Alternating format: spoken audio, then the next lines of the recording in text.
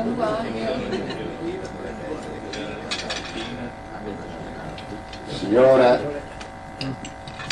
cari amici, Gregor, figlio mio, tu sai che questa festa è per te,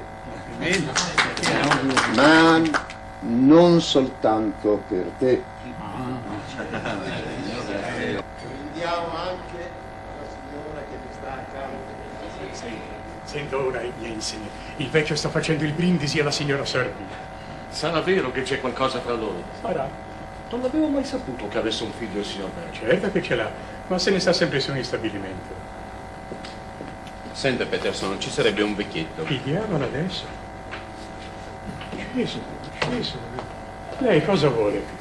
Devo andare in ufficio, Petersen, assolutamente. L'ufficio è già chiuso da un'ora. Lo so, me l'hanno detto al portone, ma Graber è ancora dentro. Sì, gentile Petersen, fammi passare. Va bene, passi. Grazie. E vadi di uscire dall'altra parte, Sì. abbiamo ospiti. Lo so. Grazie, caro Petersen. Grazie, caro amico. Balordo.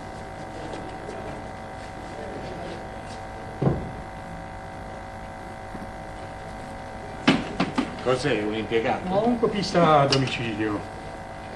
Era un signore ai suoi tempi, Ekdal. Era un ufficiale, capisce? Ufficiale? Proprio. Poi si mise nei legnami e dicono che gli fece un brutto scherzo a Verle. Erano soci tutti e due suo, Heidal, capisce? Lo conosco bene il vecchio Ekdal. Io ritengo che bisogna trattarla bene, una persona distinta alla quale è andata tanto male. Non sarà fallito? Altro che fallito. Penitenziario. Penitenziario. Beh, adesso io non so, insomma, dentro, ok? Peterson, il caffè nella sala da musica. Pranzo. Che fatica.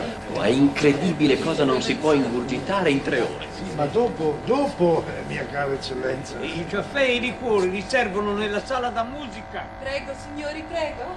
Bene, così la signora ci suona qualcosa. Che non ci dia una bella suonata a tutti quanti. No. Berta non li molla i vecchi amici.